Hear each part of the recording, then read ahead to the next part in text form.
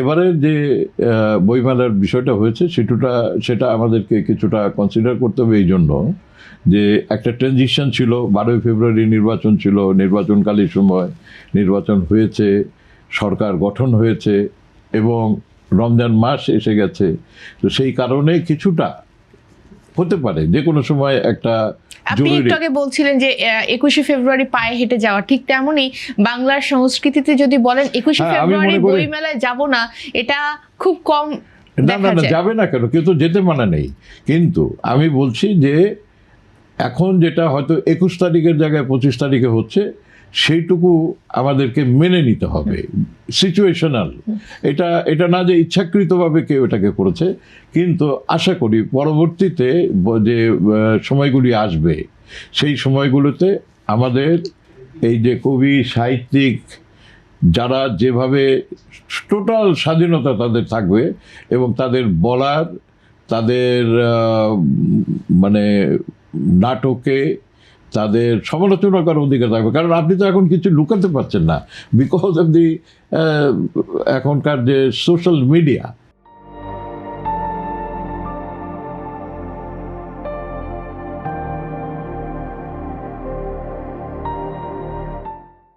আপনি বড় বড় জায়গায় টেলিভিশনে পত্রপত্রিকা বেরোনোর আগে প্রতি মুহূর্তে প্রতিক্ষণ কোথায় কি হচ্ছে বিগত আমলে, বিগত স্বৈরাচার শেখ হাসিনার আমলে আমরা দেখতে পেয়েছি যে বেশ কিছু বই নিষিদ্ধ ছিল।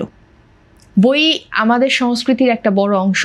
এখন নতুন সরকার এসেছে, নতুন সরকারের সময় কি এরকম কোনো ঘটনা ঘটতে পারে যে কোনো বই নিষিদ্ধ হতে পারে?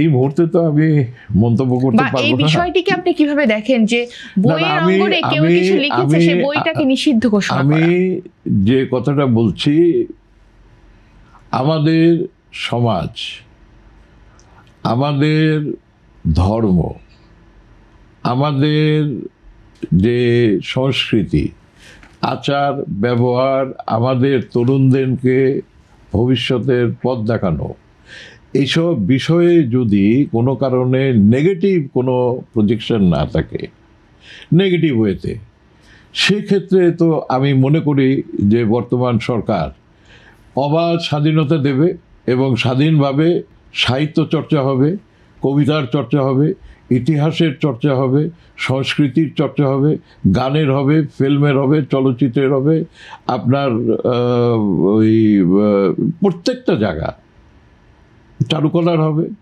কোনো জায়গায় প্রতিবন্ধকতা থাকার কোনো কারণ নাই তো, যে আমি রবীন্দ্রনাথের গান গাইতে পারবো না, আমাকে শুধু নজরুলের গান গাইতে হবে, কিংবা আমাকে মানে শুধুমাত্র কোনো বিনোদনমূলক কোনো আপনার যাত্রা হবে না, কোনো কবি গান হবে না, কোনো জারি সারি হবে না, কোনো বাউলের গান হবে না, তা তো না। কিংবা মনে করেন আমাদের যে এই যে বিরাট সম্পদ, ধরেন চারুকলার একটা সম্পদ আছে, আপনারা ওগুলো অতটা দেখেননি। আগে যেরকম মনে করেন ব্যানার লেখা হয়তো টিনের মধ্যে একটা আর্টিস্ট, র আর্টিস্ট সে সাইনবোর্ড লিখছে, রিক্সার মধ্যে পেন্টিং হয় বিভিন্ন রকমভাবে, সব এগুলো ফর্মে। তো সেগুলো জিনিস তো ওই সমস্ত সৃষ্টির থেকেই তো বড় বড় সৃষ্টি বেরিয়ে আসে। তো সুতরাং ছোট ছোট যে সমস্ত সংস্কৃতির জায়গাগুলো আছে সেগুলোকে বন্ধ করে দিলে, সিল করে দিলে, আপনি রাতারাতি সেই ক্ষেত্রে তো হবে যে মেকই হবে, আর্টিফিশিয়াল হবে, সেটা আপনি কম্পিউটার গ্রাফিক্সের ভিতরে গিয়ে সফটওয়্যার দিয়ে তৈরি করবেন, সেটার মধ্যে তো আপনার যে মেধা, সেই মেধা তো বিকশিত হবে না। সুতরাং বর্তমান আমাদের যে নতুন সরকার, তাদের সর্বক্ষেত্রে মেধা বিকশিত করার জন্য সর্বক্ষেত্রে মানে আমাদের ম্যানিফেস্টোতে আছে, যেটা আমাদের প্রধানমন্ত্রী বলেছেন যে গান বাজনা স্কুলের ছেলেমেয়েদেরকে যে কোনো একটা এক্সট্রা কারিকুলার অ্যাক্টিভিটি করতে হবে। হয় গান করবা, নাহলে স্পোর্টস করবা, নাহলে লেখাপড়া তো করতেই হবে, লেখাপড়ার পাশাপাশি এটা করতে হবে।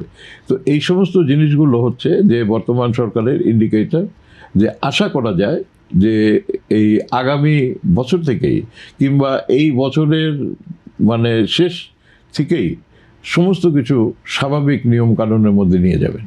আজকে সংস্কৃতি মন্ত্রী নিতাই রায়চৌধুরী বলেছেন যে বাংলাদেশে লতা মঙ্গেশকর, সোনু নিগম, নেহা কাক্করের মতো শিল্পী করতে চায়। বাংলাদেশে করা প্রয়োজন, যাতে এক এক রাতেই কোটি কোটি টাকা রোজগার করা যায়। আসলে আপনি কি মনে করেন বাংলাদেশে এরকম শিল্পী গড়ে তোলা সম্ভব, এবং গড়ে তুলতে হলে আসলে আমাদের কি পদক্ষেপ নিতে হবে?